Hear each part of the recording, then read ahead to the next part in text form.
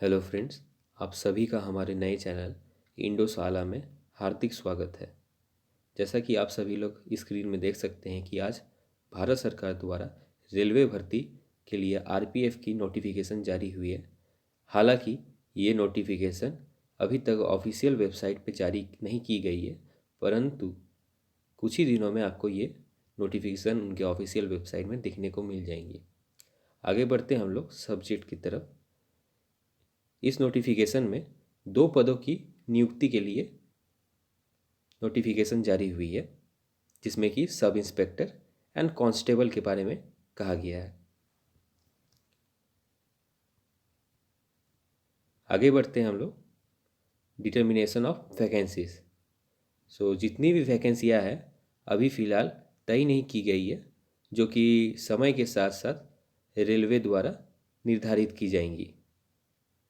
The current round of recruitment is being done for filling of vacancies of 2000 in rank of constable and vacancies of 250 in the rank of sub inspector in RPF RPSF।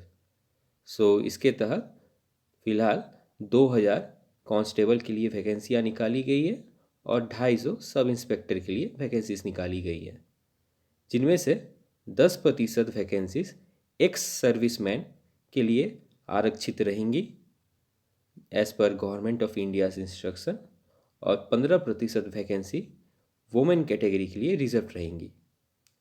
आगे बढ़ते हैं हम लोग recruitment process की तरफ। Recruitment process में 3 चरण में आपकी एग्ज़ाम ली जाएगी। 3 फेज़ में आपका एग्ज़ाम होगा।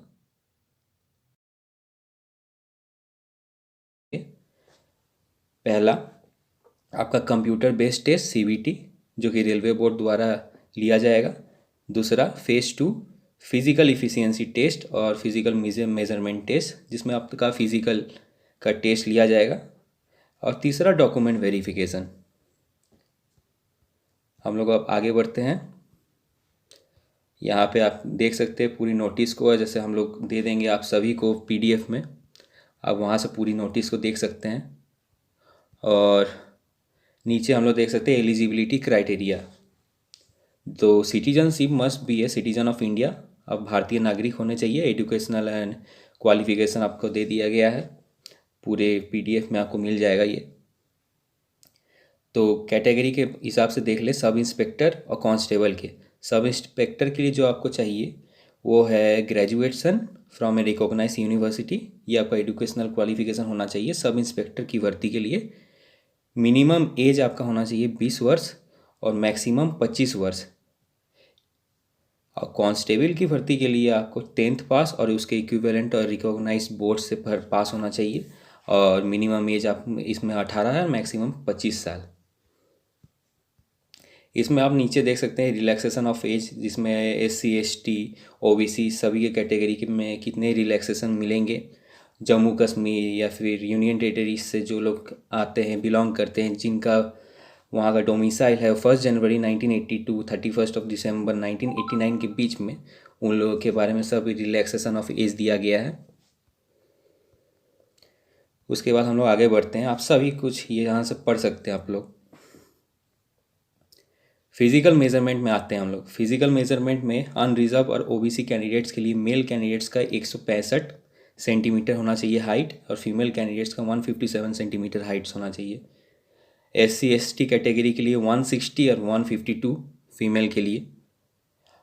और for Garhwals, Gorkhas, Marathas, Dogras, Kumaonis and other categories specified by government, उनके लिए 163 एंड 155 फीमेल के लिए।